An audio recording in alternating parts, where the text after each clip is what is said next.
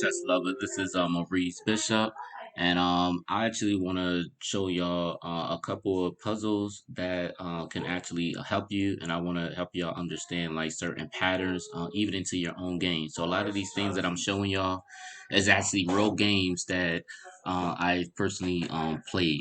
So. So for instance, let's look at this one. This is actually one of my own games. I played as black, and you have the white pieces. So as you see, black has the long diagonal and the light square weaknesses. Obviously, the knight on d2 is here to prevent the mate on queen b1. So my question to y'all is, what is the best move for black? So I'm gonna give y'all 5 seconds to think of it. If you need to pause the video, pause the video. Just really think of the best move for black in this position. All right.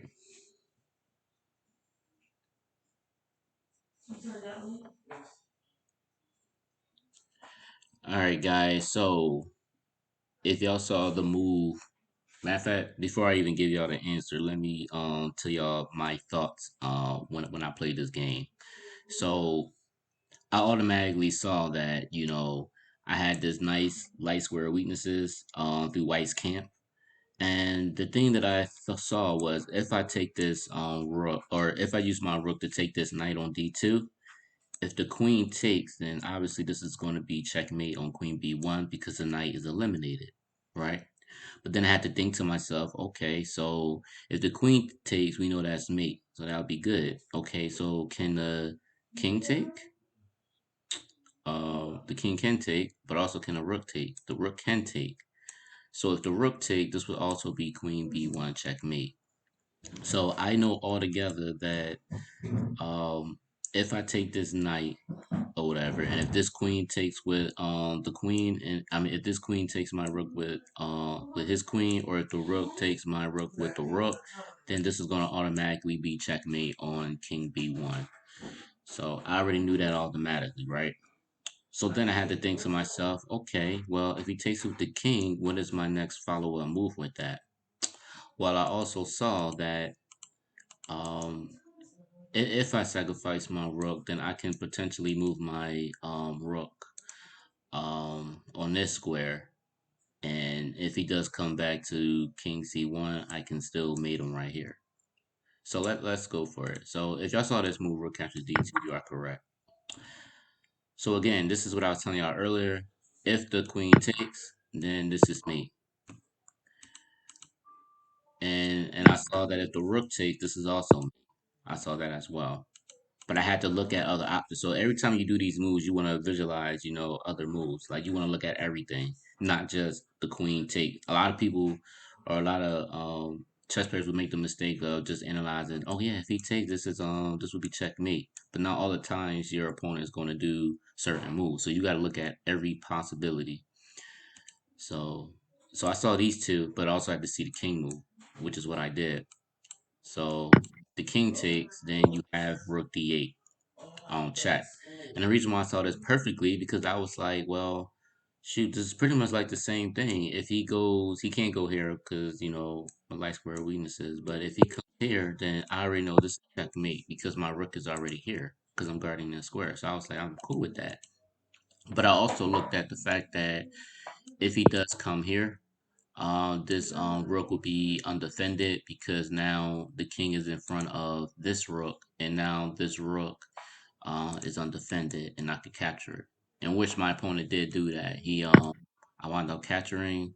He goes bishop f1, and then of course to finish him off, I go capture d1 check. He takes, and I go and captures f1 check, and my opponent resigned in this position. So yeah, so that's how you have it. So anytime you look at something, you want to visualize other options, other moves, you know. But this is what I really want y'all to pay attention to. Anytime you have like a bishop or a queen in light square areas like this, especially if they castle queen side, or it could go on the king side as well. Look at these patterns and everything, especially when you have a rook d file. These are patterns that you need to look at. All right. But rook capture d2 was the correct move. All right, so let's go to the next one, y'all. All right, right here, this is white to move in this position. So I want y'all to really pay attention with these moves. Again, this is kind of like it's not almost identical, but it's kind of identical, but it has it's different. You want to work the diagonals and everything. So I'm gonna give y'all 5 seconds to figure this out, and if you need to pause the video, and we'll go from there. All right.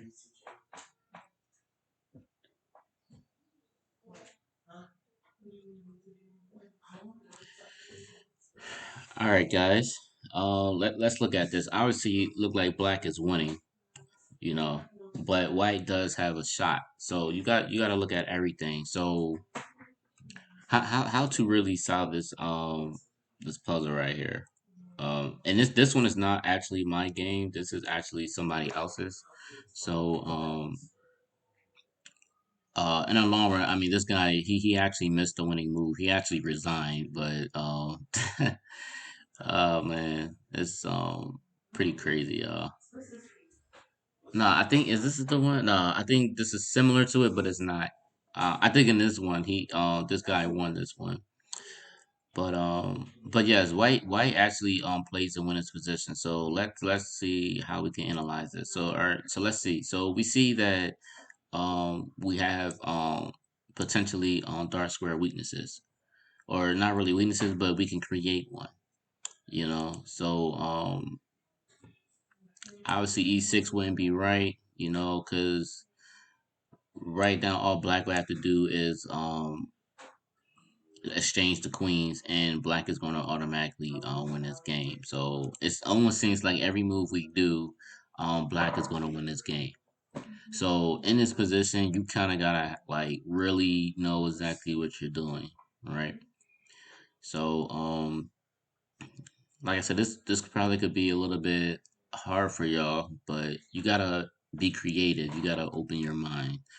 Um, Look at every possible thing, even if it looks strange and it looks crazy. Just go with the flow. All right. So, like I told you before, we got to create some type of dark square weaknesses in order to get them. You know what I mean? These are principles and stuff. All right.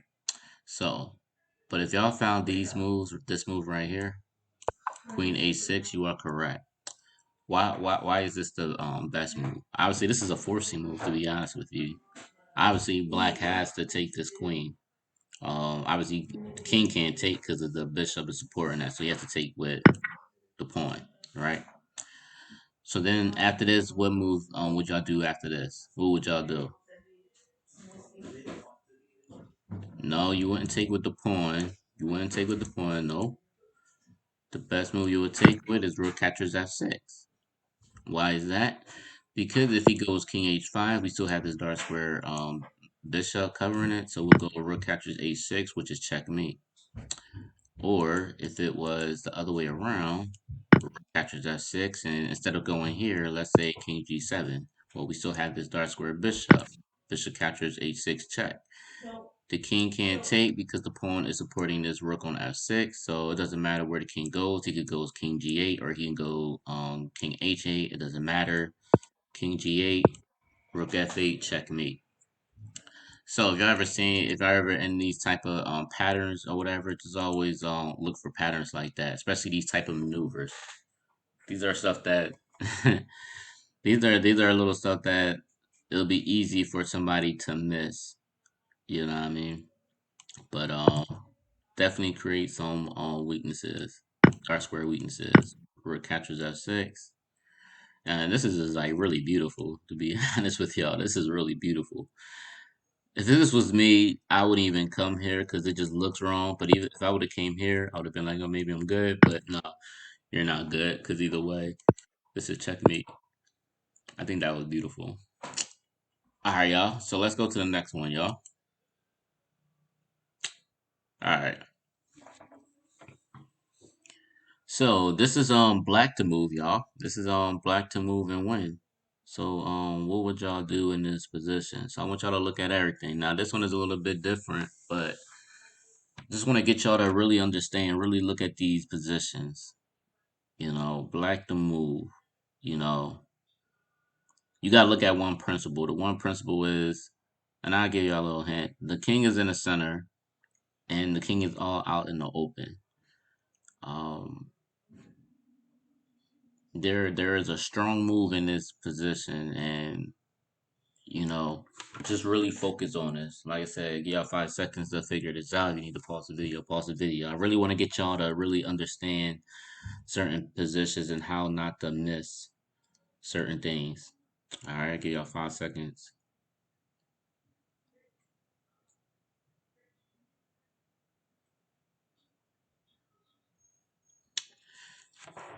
All right, guys. So, how would you even begin to think of the best move in this position? All right. So, obviously, it's black to move, and honestly, y'all, maybe I can actually maybe it would have been a lot better if I flipped the board around. Maybe this would have been a lot better. Wouldn't that be better for y'all? All right. So, black to move. All right. So, when I look at this position, the king is in the center of this board. He's right here, right?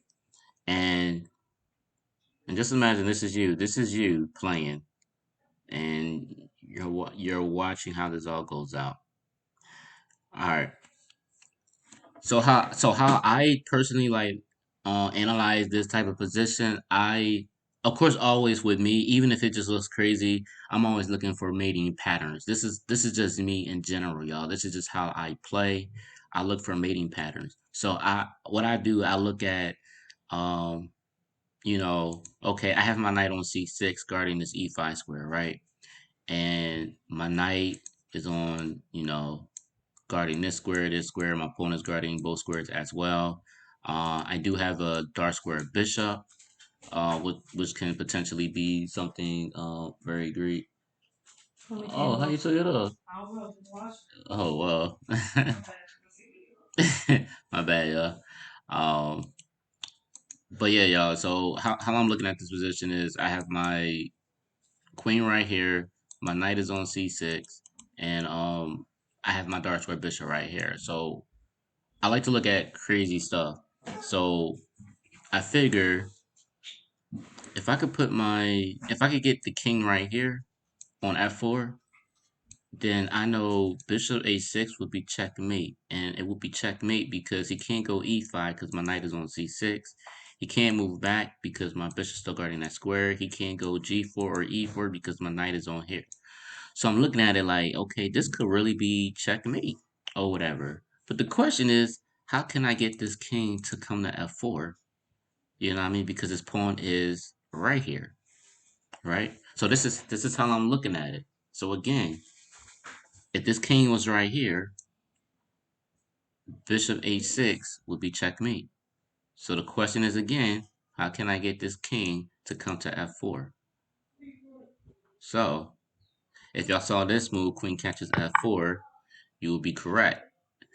And this is just how this is just how I analyze positions. This is how I do, and which I kind of just gave y'all the answer already. You know, for y'all that try to solve it. But when queen catches f4, if king catches f4, then bishop a6 is checkmate. And how I told y'all before, how to analyze it is I was looking at my knight guarding this e5 square. I was looking at the king can't go back because my bishop would be here. And he can't go to g4 or e4 square because my knight and my pawn is guarding both those squares anyway. So I looked at it like, okay, this could be checkmate. And that's pretty much my solution. My solution was, okay, I just need to sacrifice the queen in order to get him to that square, you know? So with that being said, you also got to look at, okay, what can white do? White doesn't have to take this queen, right? So let's actually finish it. So if king goes to f2, will be your next move after this. All right. What would y'all play? All right. What would y'all do? All right. So a lot of y'all that may say knight d4. Um, I wouldn't want to do knight. Let's look at it. I wouldn't want to do knight d4 because of queen d1. you know, um, I mean, I guess in a way it kind of wouldn't matter, you know. I mean, I guess, I mean, technically you can actually do that move. It's not really a bad move, especially after knight g4. Um, that could be good too. But yeah, I think yeah, guys, this either way, this still actually will be winning. Kind of really don't matter which move you do, because if he comes here, you got knight e3 check. you know. But I guess what I'm saying, y'all, any move is pretty much good. If you were playing it right, you can win a queen, but you're making the game a little bit longer. I'm trying to teach y'all how to end the game pretty quickly. So, for instance, oh, my bad, y'all. He doesn't take.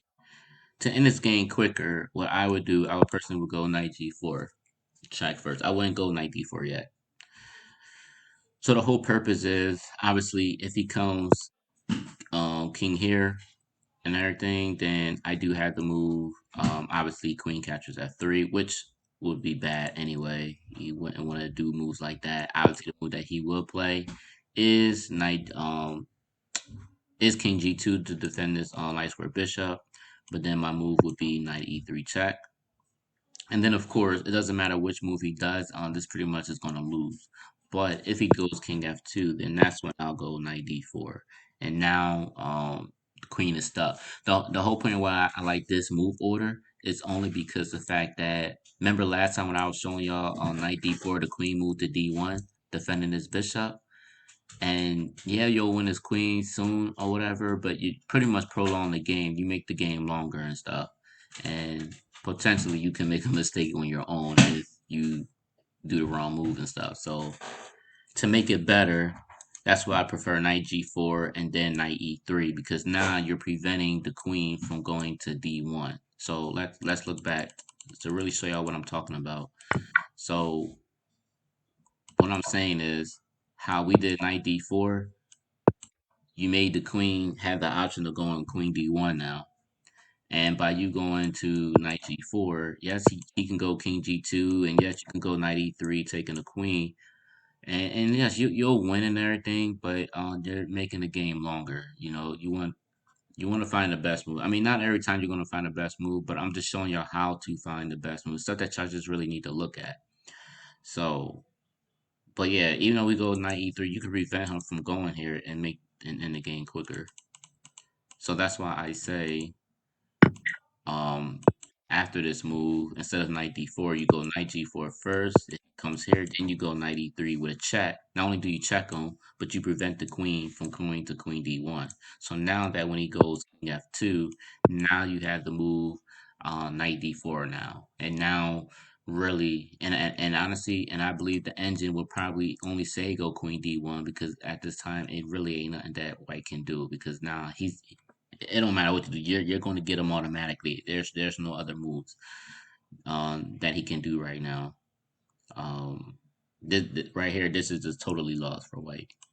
So if he does sacrifice his queen, this is just it. He take and you take, and then this is just pretty much all over after this. But you see what I'm saying, y'all? It's the difference between going knight d4 already, having the queen defending, and then the difference between already preventing the queen to defend, but then forcing him to give up his queen or whatever. That's the difference. All right, y'all. So let's go to the next one. Um. Okay, y'all. This is more of a end game tactic type of thing. Um.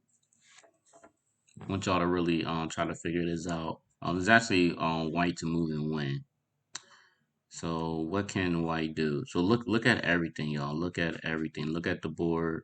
I'll give y'all 5 seconds to think about this move. All right.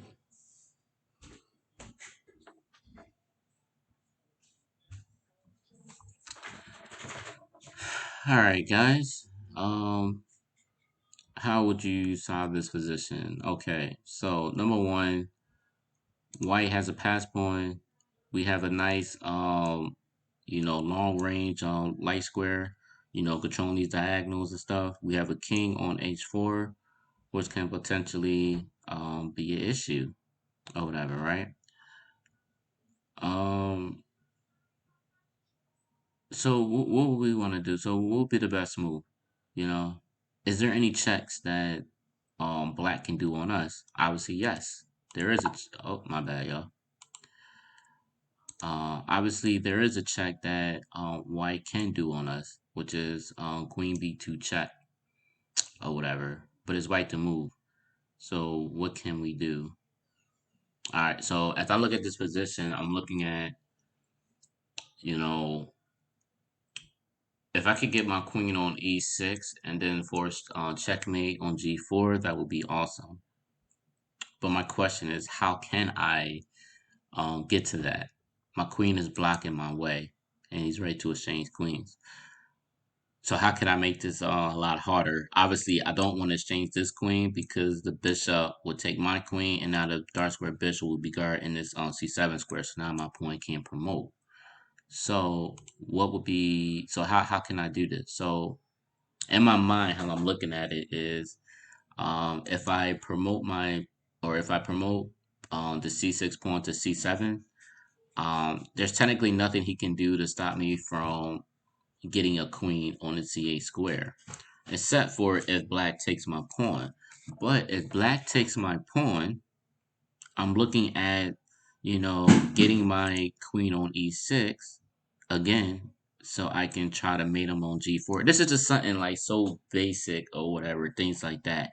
And yes, y'all might be thinking, well, you got queen g6, but that's not enough because you got, well, maybe not queen g5 check, but you do have queen b2 check harassing me.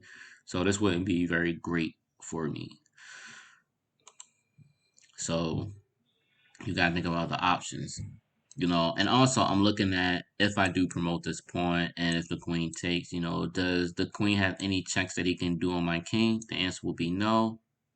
That's why I'm looking at it. I'm like really visualizing like he can't check me because I have my bishop on b1 guarding this c2 square. So I'm looking at everything, y'all. I'm just literally looking at everything, and you know I could just come to a present position, just look at it, be like, okay, this is what this is. So the answer to this whole puzzle would be C7. All right. So like I told y'all before, um, I'm also looking at if he decides to take my queen, this would be a mistake because I'll take back, and there's no way he could stop me from queening, from promoting my pawn to a queen. No way he could stop that. It would be too late. So I know he can't take my queen. Um, if he goes somewhere like queen b2, I had to move queen c2. Again, there's no way he can stop me from promoting my pawn to a queen. No way possible. So it seems like the only thing he can do is go queen capture c7, right? But then I was looking at how I told y'all before. I was looking at queen e6 so I can, get to queen g4 checkmate. But going queen e6 first is not going to work. Going queen e6 is not going to first. It's not going to work yet because of queen. Um, I'm sorry, not like if I go queen e6 already, he does have to move h5, and that's preventing me from checkmating him on g4. So I can't do that. So, but the forcing move that will allow me to do something like that is actually queen e1. Now, why does queen e1 works? Because number one, the queen can't go h3 or g3 because as you can see, my king is guarding these squares anyway, and plus I have my pawn guarding that square. Um, yes, he has a couple of moves though. He has you know, king g5, which can actually work. But I have something better, So if he goes king g5, again, he can't go to none of these light squares because my light square bishop is controlling these squares. So to make this interesting, I'll just go h4 check, right? And the whole point of this is because the only move he can go is king h5. But now this pawn can't he can't push because the king is in front of that pawn. So now after queen e6, I'm good now because now there's no way he could stop queen g4. at all.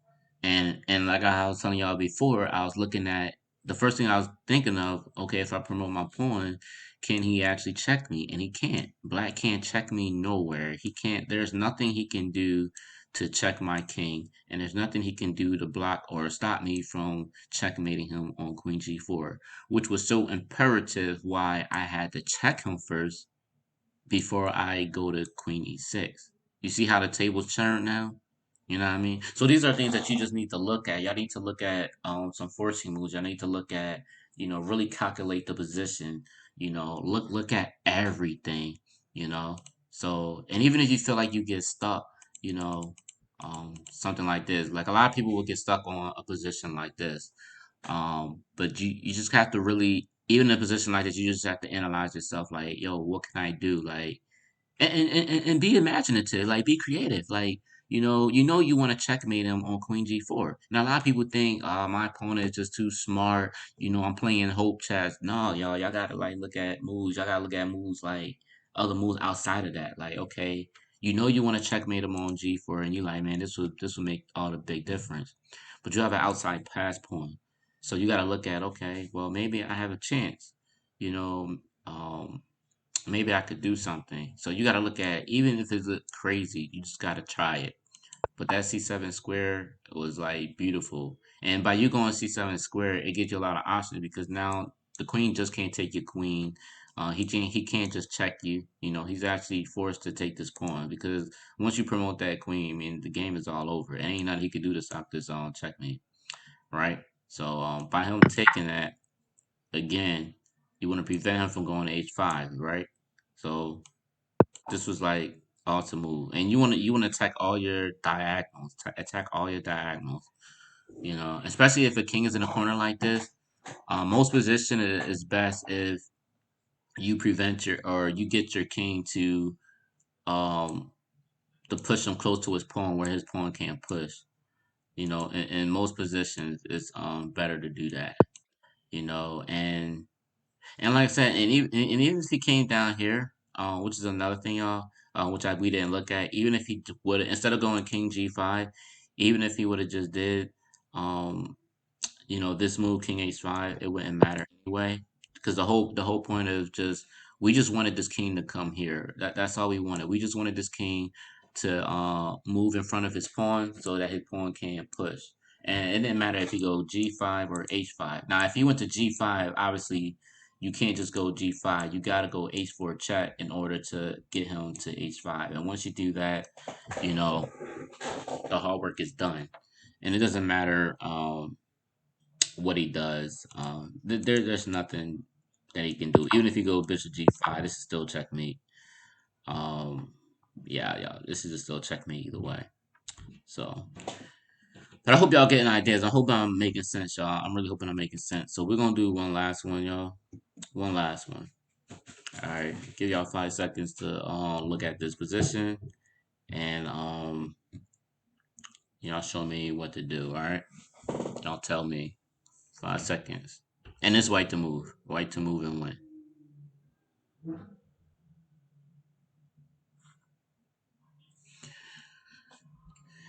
All right, guys. So, how can we solve this position? So, obviously, everybody knows the basic of Rook H8 and then Rook F8 checkmate.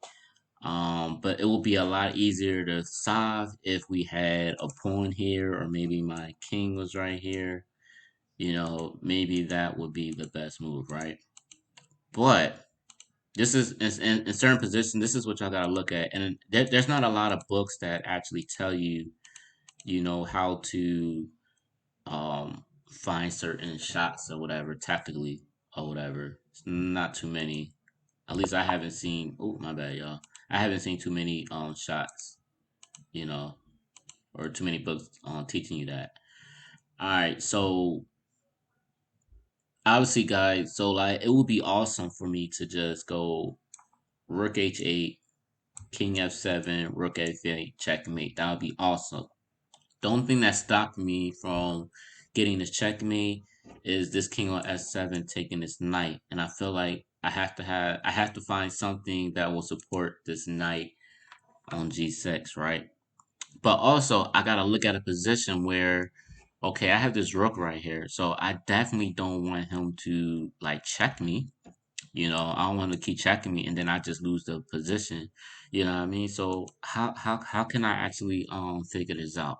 You know what I mean? So it got, and I'm looking like it gotta be something, right? So a lot of y'all probably looking at the position like, okay, well maybe if I go King G5, let's look at this.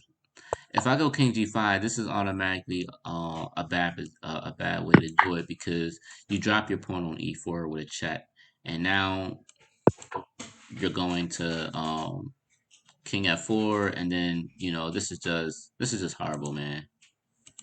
So you don't want to do that. So you can't go King G5 yet because this knight on F6. So what else can you do? All right.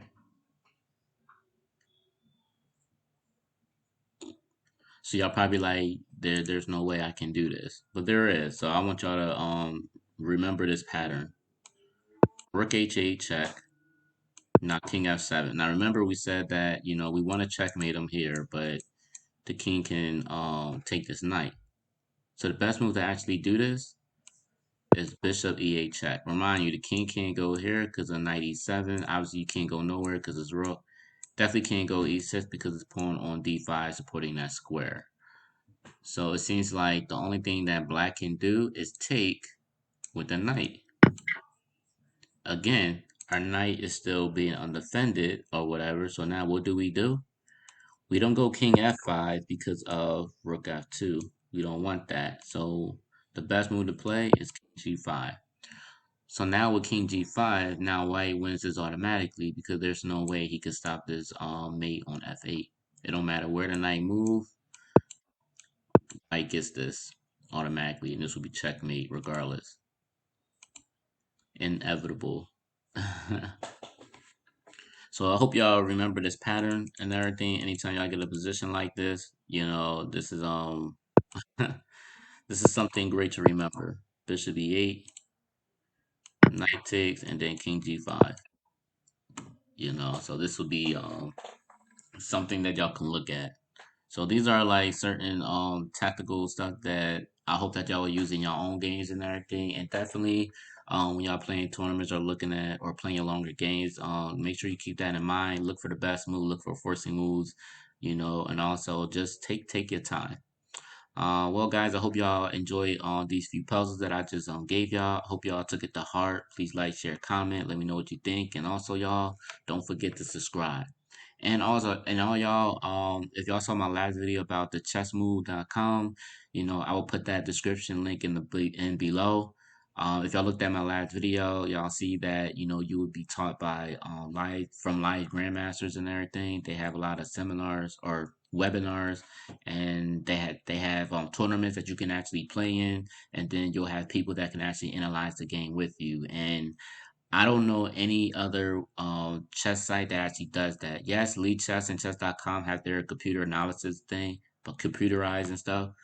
But that's fine and stuff, and you can still do that. But um, don't you think it would be better from like an actual human, a group of online human people actually analyze the game with you as well as grandmasters?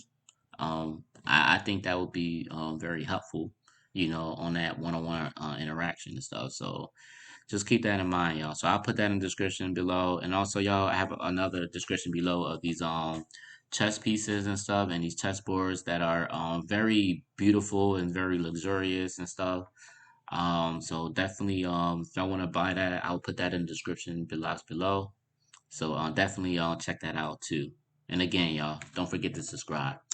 All right, y'all. Peace.